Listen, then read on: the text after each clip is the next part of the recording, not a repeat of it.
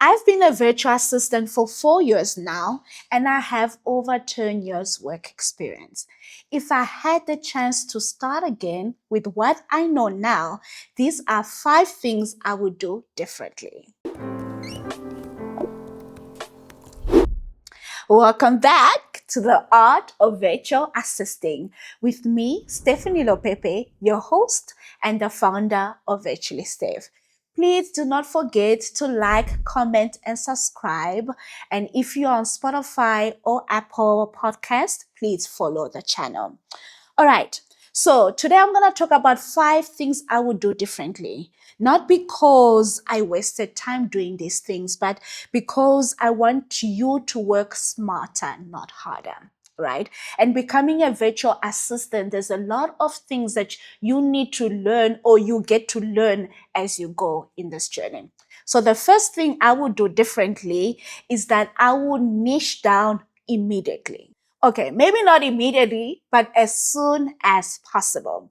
You know, when I started virtual assisting, right, I would do everything, right? I would organize this, I would admin this, I would do this, I would do this because just I was good at what I do, right? And then my clients would move me into social media marketing, right? Well, my main niche or my main expertise is admin, right? So I was everywhere. I was spread thin, right?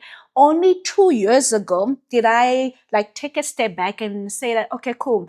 I'm doing all these things, but I really want to be known for one thing or at least one niche, right? And then I decided to go into business operations, right?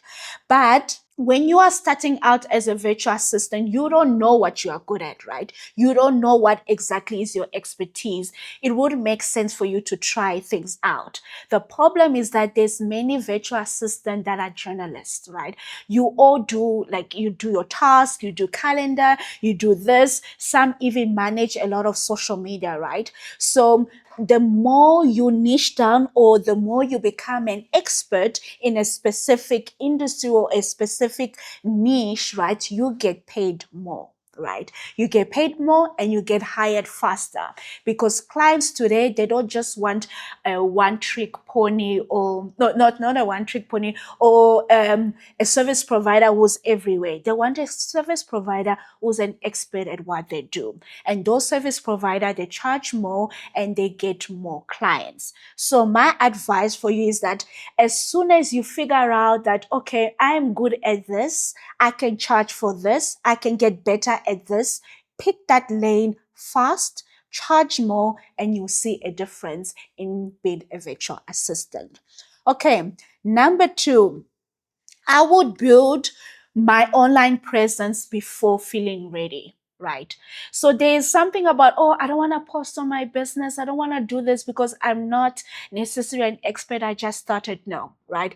There's many service providers. There's thousands, if not hundreds of virtual assistants. You need to build your online presence as soon as possible. Why? Because online presence helps you with personal branding. Online presence is how you build trust and credibility as a virtual assistant, right? So as soon as you start working on that, you can start this journey fast, right? And the thing that I want to encourage you is that even if you don't have clients, you can already start posting online, right? You can already start showing us your journey, whether you're showing us doing some research, whether you're sharing opinions on a specific topic, whether you showing your expertise, whatever it is, you need to start posting as soon as possible, right?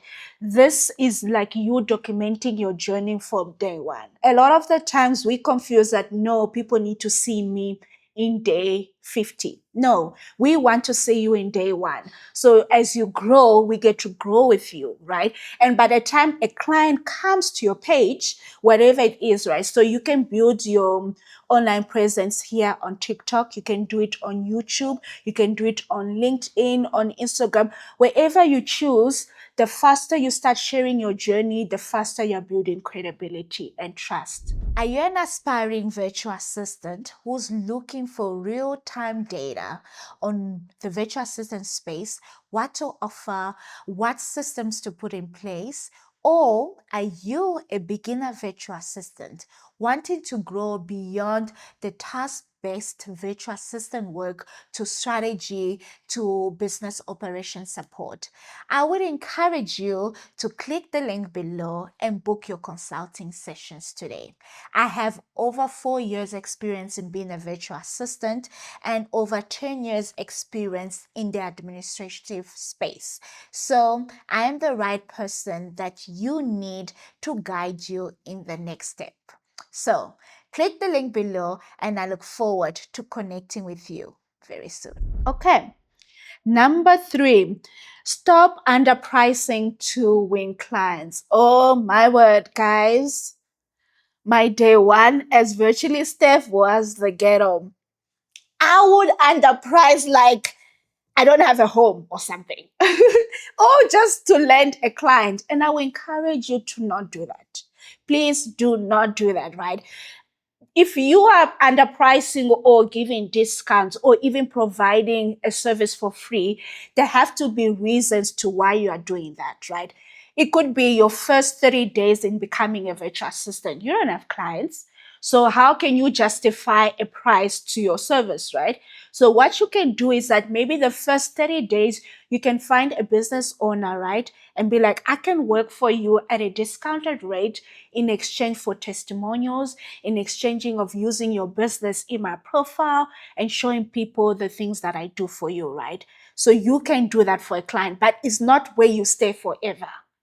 Because the longer you stay in discounting, in underpricing, there's automatic, you're already attached to that price you started with, right? I remember I used to charge, I think it was 150 Rand an hour, right?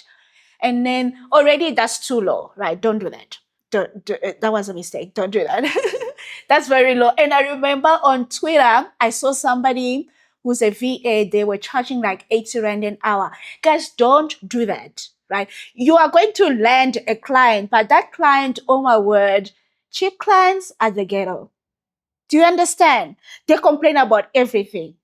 So now you landed a client and you are miserable. Like, what are we doing? And by the time, let's say you want to charge 500 Rand an hour, that client that you charge 80 Rand or you charge 150 Rand is not going to pay you 500. Like, why? Because you already do what you do at that rate. Why would they pay you more? So how you start is very important. So I will encourage you, don't start too low, right? And if you are starting too low, you are there for 30 days. And after 30 days, we are going up. Okay. So you need to not discount to win clients. And also how it affected my business when I was charging low. By the time I wanted to charge correctly, I lost some clients and it hit my confidence, right? And I realized that it's just the way I started was wrong, right? And I would also encourage you to consume content from high paying VAs, right? VAs from the UK, from the US, they don't mess around, okay? They don't charge anything than less than $20 an hour. Okay, I know in South Africa, ain't nobody paying you that. Okay, that I understand, right? But you use that confidence that they are showing you. You copy how they show up as service providers and use that for your business, right? Even if you get to charge $15 an hour, whatever it is, right? You cannot go below. And I think the lowest I've seen VAs charge is like, I think it's $8 an hour, right? And it's VAs from other more developing countries like the Philippines and stuff like that. And some business owners are looking for that. And I will encourage you to not do that. Do not do that because it's not worth it, right? You are a capable individual. You have expertise. You know what you are doing. So do not undervalue yourself to land a client. That client is not worth it. Okay. Number 4, invest in systems early. Oh my goodness. Guys, put that pen and paper down and get in softwares. Okay? Because why are you writing down what your invoices, like you're like, please, AI is here. There's many systems that are free. Okay. Like I remember when I started, I used to do my invoice on Canva, right? The problem is that on Canva, nothing is automated, right? But using a system like, let's say, Zoho, right? With Zoho, the software will keep track of who paid you. It will keep track of how much you're making. It will keep track of your expenses. It's like it's a platform that's like a mini accountant for you, right? That is a system you need to start early. And a lot of these softwares are free, right? So please don't do anything manually. Don't DIY your business. Go on Google and figure out free software. Canva is a system, right? It's a system where you can have a whole template of your onboarding process, right? You have Zoho for accounting and invoices. You have other systems where you can do email marketing. You even have systems like Lovable where you can create a free landing page, right? These are all systems. You don't need to be suffering to be doing everything manually, right? As soon as you can afford it, or at least as soon as you can find a software that is free, start putting in systems, right? And if we've been honest, systems are the best things that will help you scale faster, right? Because if you're doing everything yourself manually, it takes you forever to onboard a client. It takes you forever to deal with contracts. It takes you forever to invoice. It takes you forever to respond to a client. And when that happens, you are not scaling faster because everything you are doing manually, right? So I would encourage you to invest in systems faster. And in the age of AI, there's literally no excuse for you to not have a system. All right. Number five, the last one, is that find a community or a mentor as soon as possible, right? I know we are all capable individuals and we are probably superheroes as virtual assistants. But can I just say, when you have a mentor, when you have a support system with you, things move a lot faster, right? And for me, because I'm the one of the first VAs in my little community, I didn't have like people I could speak to about virtual assisting, right? So a lot of the mentors and support that I would seek, I would find it online. Right? I will find it online. And those people were in other industries. They were in sales, they were in marketing, they were in business strategy. But I use their knowledge to help empower me. So I would encourage you, don't do this journey alone. Find a mentor, and those mentors, they'll give you access to information quicker, right? Mentors have helped me price well, right? Mentors have helped me put in systems in my business in order to become more professionals. And mentors have called me out when they've seen me play small, right? Sometimes you think you are the boss babe or you are the boss man. And when you look closely to what your peers are doing, you are not even doing one third of what they are doing, right? When you're surrounded by mentors who are probably already established or who are successful in their own industry, it will help you move a lot faster. So I will encourage you to find mentors, and you probably, instead of being like me, waiting 4 years to become a profitable business, a mentor will help you probably get there in year two. Right. So I will encourage you to do that. Awesome. So that is it for today. And now it is time for our virtual assistant insight segment.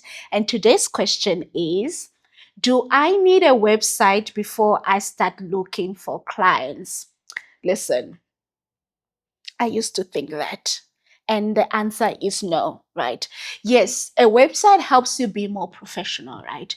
So technically, a website is just a platform where people get to know what you do, how much you charge, and how do they pay you. That's a website, right? What is it that you do? How do they pay you, and how much is your services? That's literally what is in the information of a website. And then maybe testimonials, right? To just add a bit of color to your website, right? However, just because you don't have a website does not mean that you don't have to start as a virtual assistant or as a service provider, right? So when I only got my website last year, actually, I believe it was last year, so like 2 years ago, right? Before that, I used my social media as my my website. So the majority of the platform, they allow you to pin your posts, right? Let's just say on Instagram, you can use a business page or your business page as your website.